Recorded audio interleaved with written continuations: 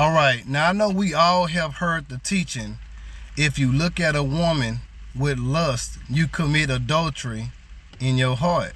Now let's analyze that. Do we believe that to be true? Well, let's look at the scripture that says that. Matthew chapter 5. It starts at verse 27. It reads like this, and I got it on the screen here for you. Ye have heard that it was said by them of old time, Thou shalt not commit adultery. But I say unto you, that whosoever looketh on a woman to lust after her had committed adultery with her already in his heart. Now, as we analyze the scripture, let's first start at 27. So when he says, you have heard it was said of them of old time, thou shalt not commit adultery. Well, that was said by Moses. That was a part of the 10 Commandments, which says, thou shalt not commit adultery. So that was one of God's 10 Commandments. And so when you go to verse 28, now it's something here that people may have not have caught on to. Now let me read the verse again. But I say unto you, that whosoever looketh on a woman to lust after her had committed adultery with her already in his heart. Now, did you catch it? It says, had committed adultery already. Now, ask yourself, how could you commit adultery? Now, what is adultery? Now, adultery, we all should know, is when somebody is married and they are cheating on their spouse. They are committing adultery. So when you say adultery, that means somebody has to be married, right? Somebody involved is married. Now, for you to commit adultery with someone, they got to be married. Now, let's look at the scripture again. Let me show you something else.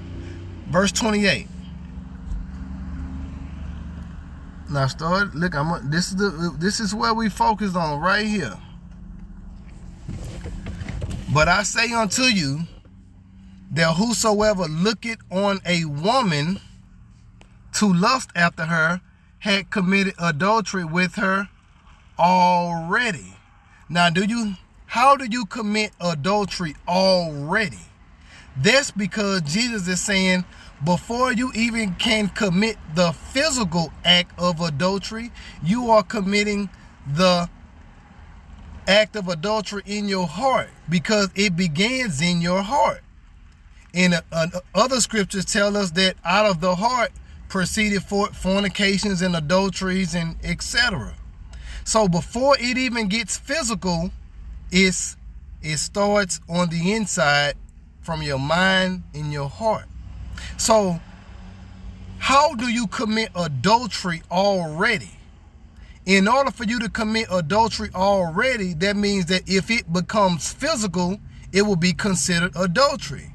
Now ask yourself this: can two single people commit adultery?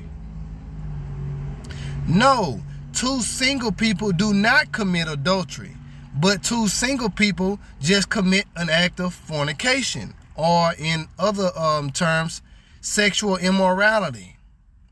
Now, two single people are not considered to commit adultery, but someone being married, you are considered to commit adultery, as long as one person is married. Now, even Jesus, let me show you this. In Matthew chapter 19. Let's go to Matthew 19 now, because I want to show you how even if someone marries a woman that has not been put away for fornication, even that person commits adultery. Now, let's go to it. Matthew 19, we're going to go over to verse number 9. Now, pay attention here, people. Pay attention right here. This is where our focus is. And I say unto you, whosoever shall put away his wife, except it be for fornication, and shall marry another, committed adultery. So you put away your wife, and the reason was not for fornication, you commit adultery if you marry another person. And he says, and whoso marry her, which is put away, do it commit adultery. So this same person, this woman that was put away, not for fornication, if another man, so if she's married and someone come along and marry, and she's married and she gets put away from her husband, and the reason is not for fornication, it was any other reason except for fornication, that man put that woman away. If she go off and marry someone else, then the person that marries her commits adultery. Now, why do they commit adultery? Because she is still considered to be married. Notice how he says, and whoso marry her. Now look, let me show you. Whoso marry her, which is put away, do commit adultery. So that person is even committing adultery because this woman is still married. Now, let's go back over to Matthew chapter 5. And let's go back down to verse number 27 and 28. I want to go at 28. But I say unto you that whosoever looketh on a woman to lust after her had committed adultery already in his heart. So like I said again, you can't commit adultery already unless it will be adultery if you actually commit the act. Let me say that again. You cannot commit adultery already unless it will be adultery if you commit the act. So someone must be married. So the problem lies right here. Let me tell you where it lies at with this one word right here. Woman. See, because the scripture in King James, how they worded it, makes it as if you look at any woman to lust after her, you commit adultery. See, because it's not specific. It just uses the word woman. Now I want to show you something. Well, let me tell you first. In the Greek, the word for woman is gune. So if you go to a Greek Bible or the Greek definition of woman, and you will see the word gune, which is also the same word used for wife. So woman and wife is both used the same word, gune, in the Greek. Now, I want to show you something what Tyndale did. Now, I talked about Tyndale before. William Tyndale is accredited with being the first one to translate the Greek Bible directly from Greek into English. It didn't go to Latin first. It didn't go to any other language. He translated it directly from Greek to English. Now, let me show you what he put in this same scripture. Let me show you what he put in the 10. This is the Tyndale Bible, Matthew chapter 5. Now, this is some very old English here, so the words are spelled different, but it's the same thing. Now, let me show you, starting in verse 27. Ye have heard how it was said to the old time, thou shalt not commit adultery. But I say unto you, that whosoever looketh on a wife, that means lusting after her, had committed adultery with her already in his heart. Now, you see how that makes sense? Now, do note this. King James Bible, they use 80% of Tyndale's work from his translations into the King James Bible. But after they all got together and done different things, when you just go to Wikipedia, and read up on King James, and they use different versions for that. They use different sources to come with the King James. And so they selected what they was going to use and not use. But notice how Tyndale translated it directly out of Greek. He says this. Now look at me. I'm going to put it on here. Starting at verse 28. But I say unto you that whosoever looketh on a wife,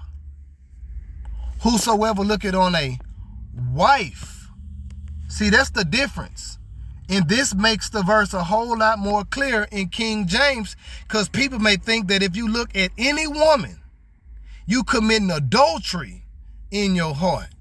But the problem with that is adultery can only be committed by someone when someone is married.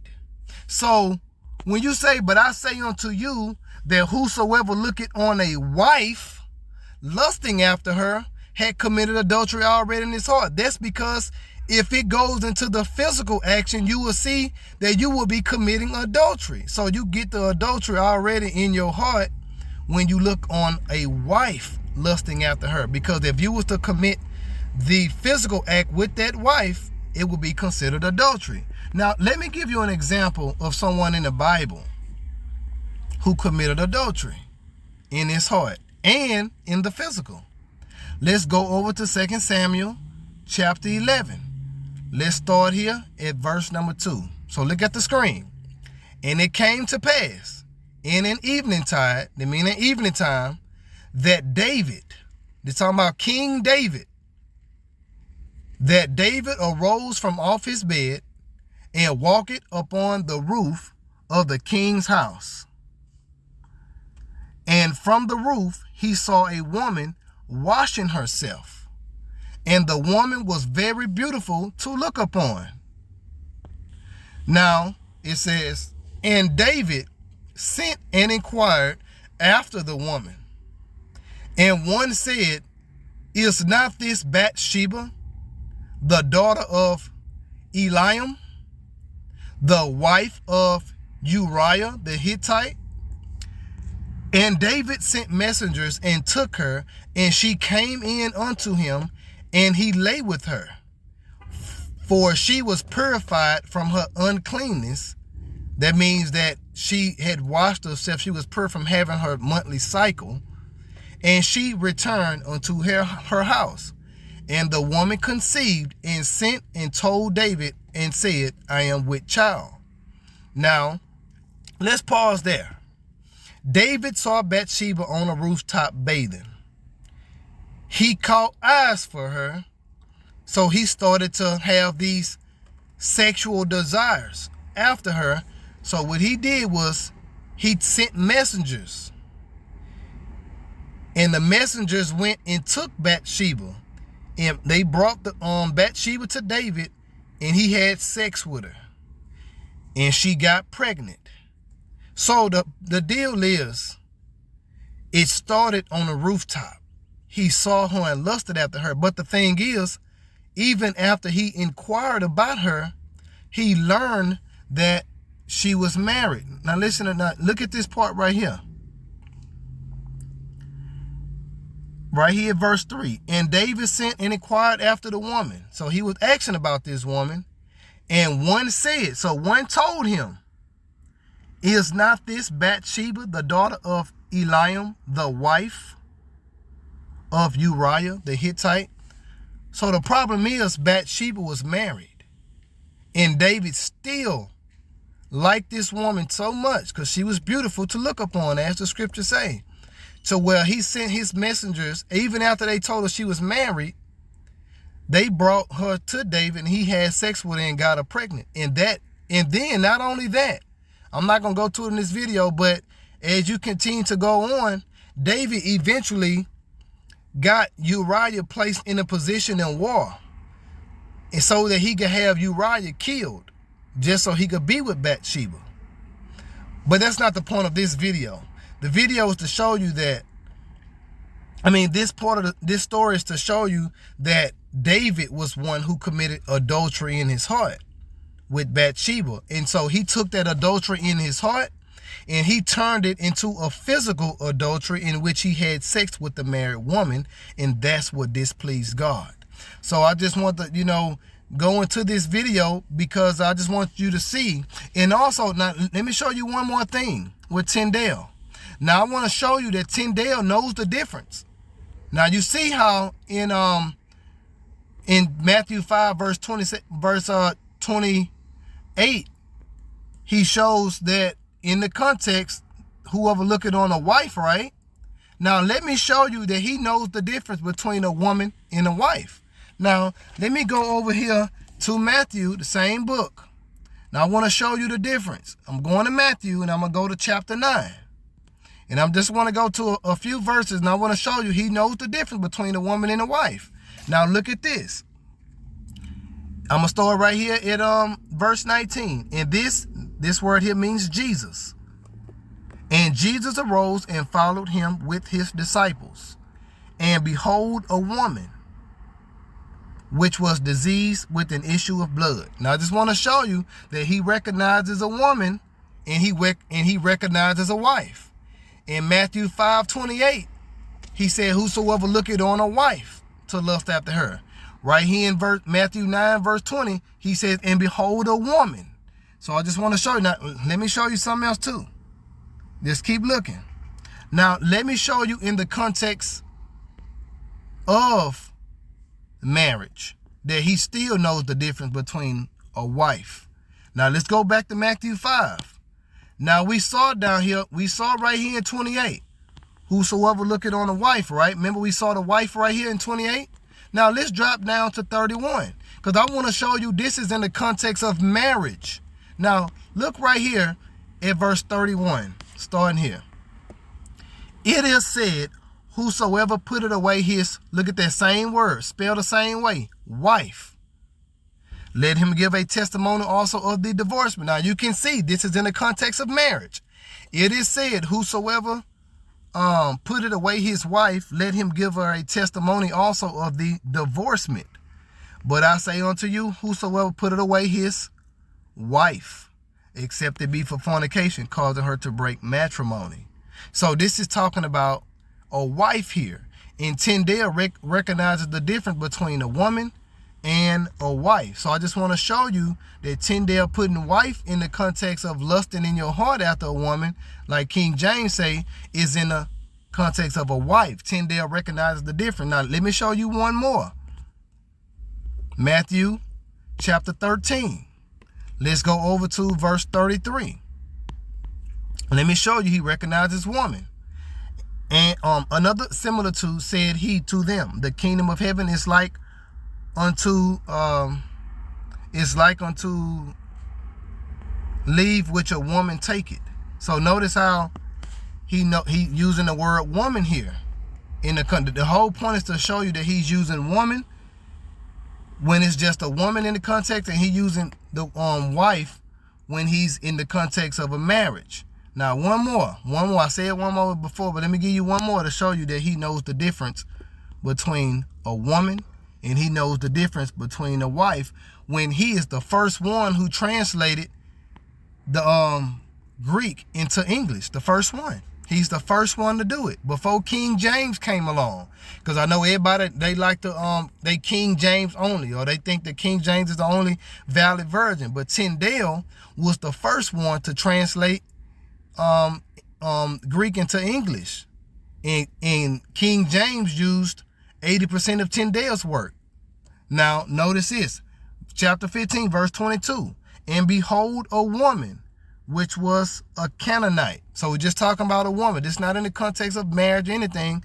So I just want to show you. So, you know, I just want you to be mindful of that, because I just want to show, because a lot of people may not know. They're like, well, because I always hear people preach that, well, if you look at a woman, lusted after her, you commit adultery in your heart. But are you sure? You know, and that was the point of this video. Let me show you one thing. Greek word for woman. Let me show you this. See how this word here? Woman. And it's the same word. As a matter of fact, see that in the Blue Letter Bible, it shows you that gune, that's how it's pronounced, gune. Strong's G 1135, gune. Gune. All right. So I just want to show you that. And as you can see, that word, let me show you, that's used for a woman, especially a wife. And this word is the same word that's used in the Greek Bible for woman and for wife. So I hope that opened y'all understanding to, to get a little bit more understanding of what Matthew 5:27-28 and what Jesus was talking about. That when you look at a woman, I believe he's referring to a wife, because you commit adultery already. You can't commit adultery with someone that's not a wife if you're not married. Two single people don't commit adultery. They just commit fornication. Somebody got to be married in order for you to commit adultery. So, other than that, I'm going to end this video. I hope you learned something. And a lot of people might think that that's extreme. But it's okay. I just want to open your eyes to it, and you can research it for yourself.